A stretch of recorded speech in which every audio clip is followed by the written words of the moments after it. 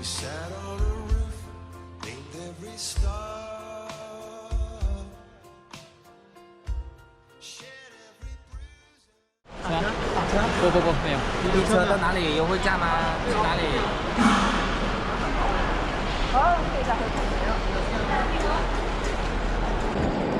โอเคตอนนี้อยู่ที่ประเทศจีนแล้วตอนนี้อยู่ที่สนามบินไว้เจอกันหนุนไว้เจอกันหนุนครั้งนี้ก็เดินทางมาเฮียนต่อสุดต่อปริญญาโทก็จับกองออกมาเฮ็ดคลิปวิดีโอนิดๆก่อนนะออกมาแต่เงินท่านฟ้าวเนี่ยก็เลยว่าบ่ได้อัดแต่ว่าตอนนี้มาฮอดจีนแล้วมีเวลาอัดละเดี๋ยวตอนนี้แม่นจะเดินทางไปโรงเรียนว่าสิขี่รถเมล์ไปแล้วไปขี่รถไฟใต้ดิน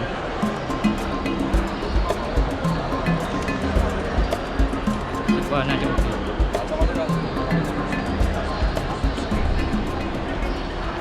ตอนนี้แม่นจะนั่งรถเมล์ไปเพราะว่ามันทึกหลายสาวหลวงต้องทนนั่งรถเมล์ไปแล้วจะไปขี่รถไฟใต้ดินไปโรงเรียน1号线1号线一个人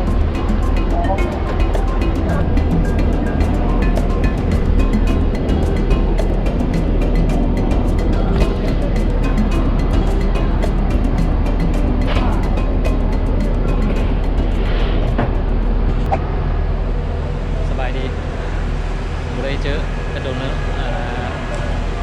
ตอนนี้ก็อยู่ที่จีนเดินทางมาทำเรียนศึกษาต่อปริญญาโทก็บ่ได้เฮ็ดคลิปตุนละแต่เดินทางมาเรียนสุดนี้ก็เลยจับกองมาเฮ็ดคลิปวิดีโอในหนึ่งซีรีส์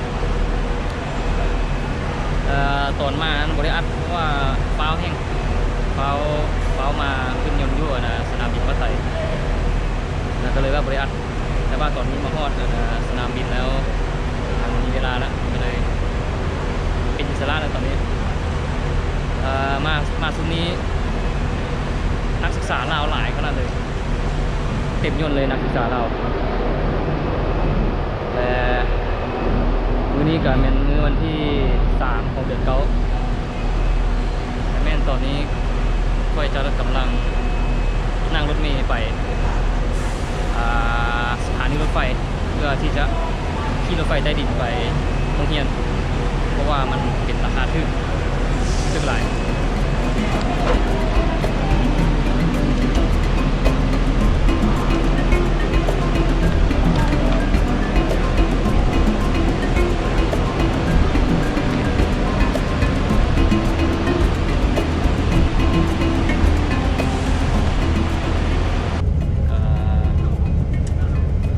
ประมาณปีปลายแล้วบ่ได้มาแน่นอนว่ามีแต่บ่ได้มาต้องมีอย่างเปลี่ยนแปลงไปหลายที่จีนมันขยายตัวไว้ก็ตอนจบไปแล้วเป็นตอนเรียนจบตอนเรียนที่2007แต่ไปพักกลับไปลาว2 ปีอีกปีหนึ่งผ่านไปก็กลับมานี่กลับมายามพวกอาจารย์เนี่ยก็พัฒนาไปหลายเลย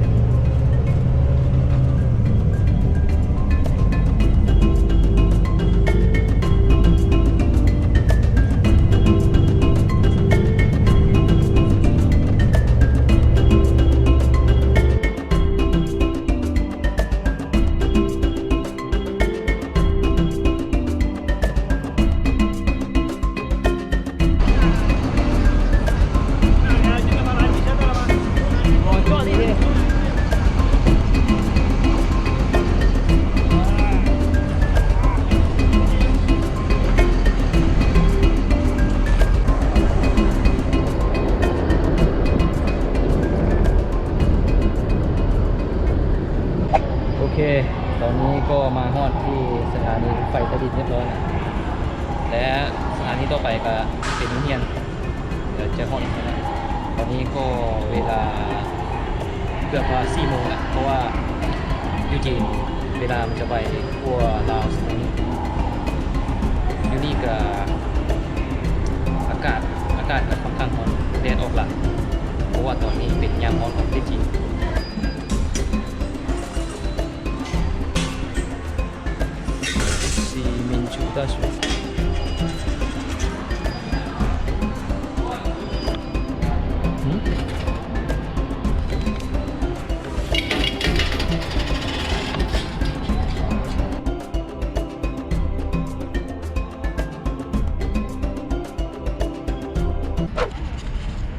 เคตอนนี้มาห้องเรียนเรียบร้อยแล้วแต่ว่าหอพักแม่นห่างจากนี่ไกลหลายไกลโคตรไกลเลยว่าฉันถามคนจีนเมื่อกี้นี้ในสนามตอนนี้แม่นจะต้องได้ขี่รถประจำทางอยู่ในโรงเรียนนี้ไป แล้วเจอกันที่หอพักมาเบิ่งหอพักว่ามันเป็นยังไงงามสันใดใหญ่สันใดแล้วเจอกัน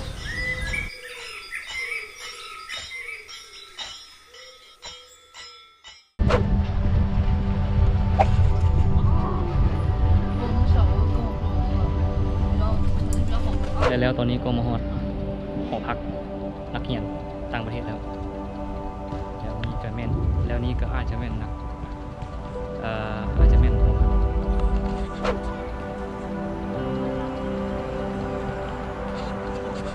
ต้องย่างเข้าไปในเพื่อผมแน่ใจแล้วนี่ก็แม่นหอพัก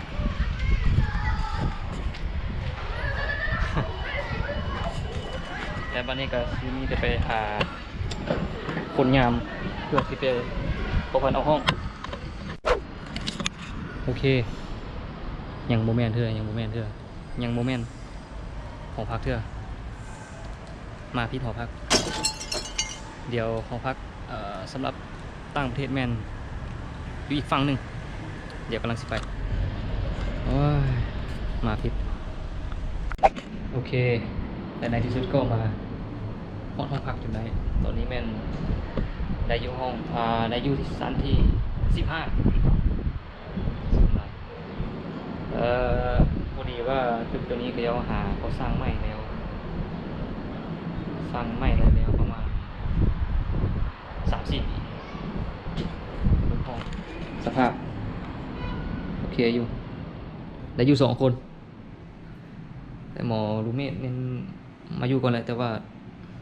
ออกไปใส่บุ้งก็เป็นนักเรียนไม่คือกันรูเมทโอ้ห้องน้ำห้องใหม่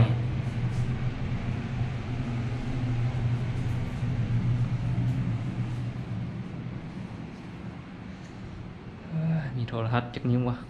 โนเกีย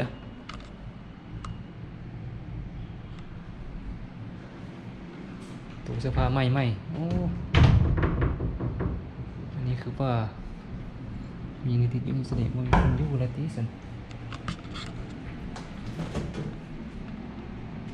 โอเคขอจบคลิปเพียงเท่านี้แล้วเจอกันใหม่คลิปหน้าคลิปต่อไป